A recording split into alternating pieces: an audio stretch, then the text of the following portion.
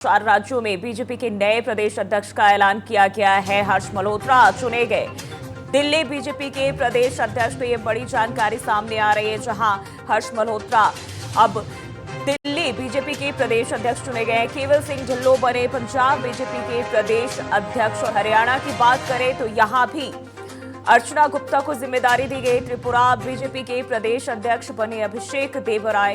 तो ये बड़ी जानकारी आपको बताते चले, जहां 4 अहम जिम्मेदारी बीजेपी ने जो है सौंपी है और 4 राज्यों में बीजेपी के नए प्रदेश अध्यक्ष का ऐलान किया गया है। भारतीय जनता पार्टी ने संगठन में बड़े बदलाव शुरू करते हुए 4 प्रदेशों में पार्टी के नए अध्यक्षों के नाम का ऐलान कर दिया है। बीजेपी ने दिल्ली समेत 4 राज्यों में प्रदेश अध्यक्ष बदल दिए हैं। केंद्र शासित प्रदेश दिल्ली के साथ ही पंजाब, हरियाणा और पूर्वोत्तर के राज्य त्रिपुरा की पार्टी इकाई को अब नए प्रदेश अध्यक्ष मिल गए हैं। हर्ष मल्होत्रा को दिल्ली बीजेपी की कमान सौंपी गई। हर्ष मल्होत्रा पूर्वी दिल्ली से सांसद है।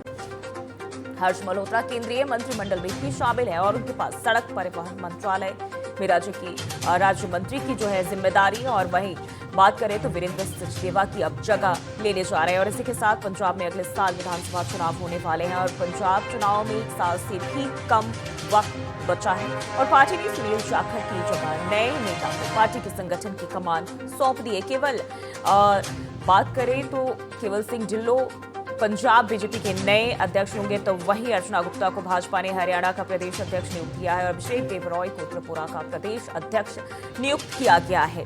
तो अगर हम बीजेपी की बात करें, हर एक कदम फूंक फूंक के चलती है और ऐसे में हर पहलुओं को अगर हम देखें तो यहाँ भी कहीं ना कहीं बड़ी रणनीति देखी जा सकती है, जिसके तहत ये फैसला लिया गया है।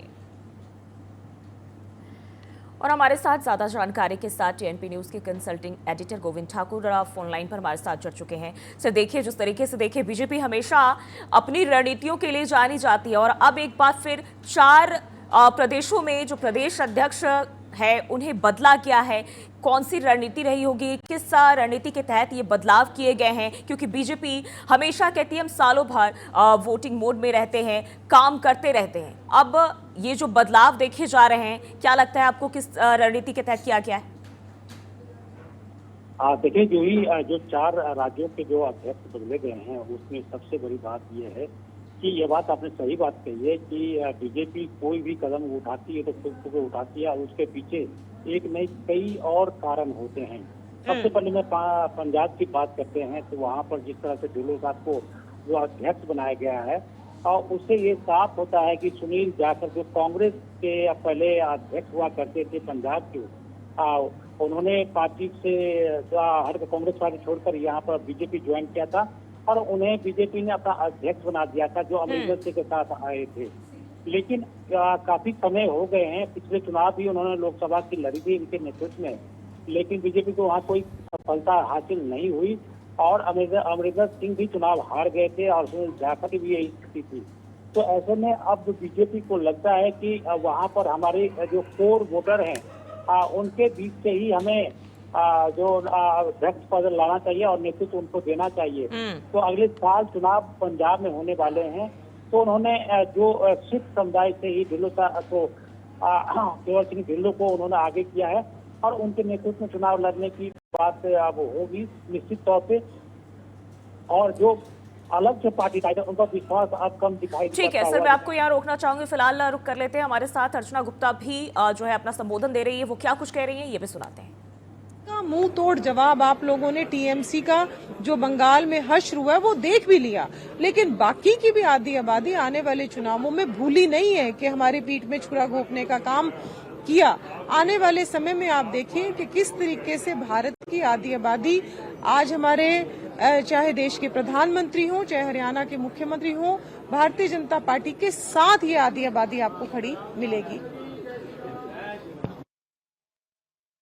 तो देखिए, यहाँ अगर हम देखें लगातार एक बड़े बदलाव की तरफ बीजेपी और ऐसे में एक बार फिर से गोविंद सर मैं वापस आपके पास लौटूंगी। अगर हम बात करें, क्योंकि ये जो बदलाव किया गया है अगर हम इसे देखें, क्योंकि बीजेपी एक तरफ ये कहती है कि हम अपने सभी कार्यकर्ताओं को बराबरी का महत्व देते हैं, जो पुराने दौर से हमारे साथ जुड़े हुए हैं वो भी हमारे लिए उतने ही अहम है, लेकिन जब अब नए लोगों को जिम्मेदारी दी जा रही है तो ये क्या और मजबूती के संकेत है? क्योंकि इसके पहले भी राष्ट्रीय अध्यक्ष को लेकर हमने देखा था जो एक नई जिम्मेदारी, और कहीं ना कहीं जब चुनावों के दौर में हमने देखा उसका असर भी देखने को मिला, लेकिन अब प्रदेशों में, अब इन जो प्रदेशों में नई नियुक्तियां की जा रही है, क्या इसका भी कुछ उसी तरीके का असर देखने को मिल सकता है, परिणाम देखने को मिल सकता है?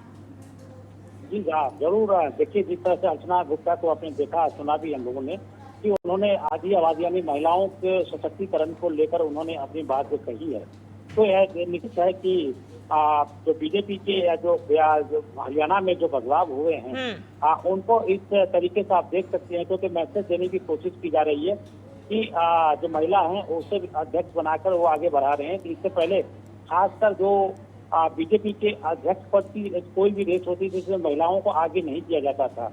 हाँ, उनके दूसरे तीसरे जो पद थे वो बीजेपी की तरफ दिए जाते थे, लेकिन अब उन्होंने अध्यक्ष पद ही जो हरियाणा का है उन्होंने दिया है। तो एक वहाँ की महिलाओं को इकट्ठा करने के लिए, क्योंकि अब आने वाले जो अगले जो चुनाव होंगे, हालांकि उसमें काफी समय है, लेकिन अभी तो तैयारी शुरू हो गई है। इस तरह से आप दिल्ली में हर मल्होत्रा को आप देख सकते हैं। तो ठीक है सर, मैं आपको रोकना चाहूंगी एक बार फिर से। पंजाब के बीजेपी प्रदेश अध्यक्ष जो है वो अपना संबोधन दे रहे हैं, क्या कुछ कह रहे हैं, एक नजर इस तरफ भी।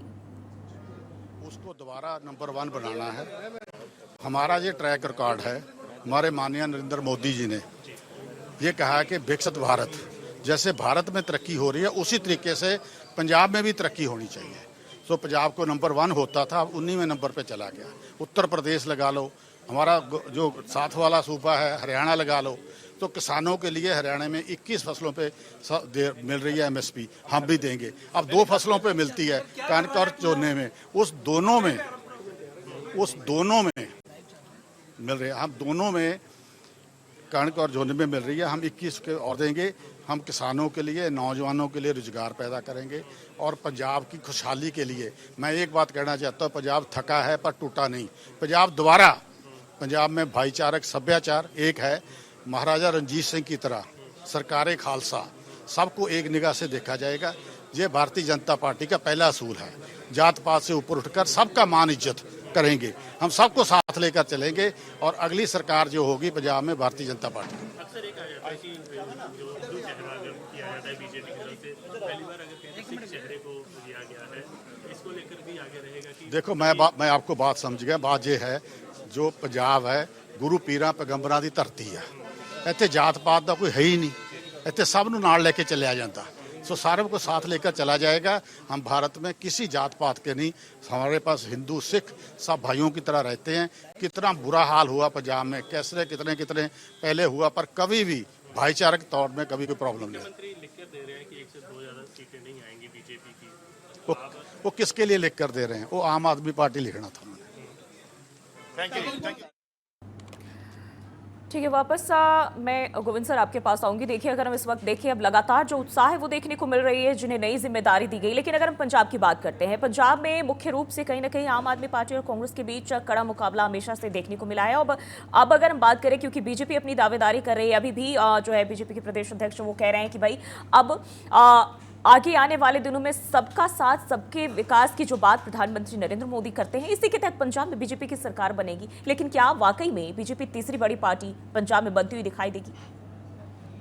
देखिए, जिस तरह से पिछले कुछ दिनों से आप जो ही देख रहे होंगे कि वहाँ की राजनीति में बहुत ही करवट ले रहा है, तो उसमें यही है कि जैसे राघव चड्ढा सहित जो संदीप पाठक के साथ साथ जो पंजाब से आम आदमी पार्टी के जो लोग राष्ट्रसभा के MP थे, वो सबके सब पाला बदल कर बीजेपी को ज्वाइन कर लिया।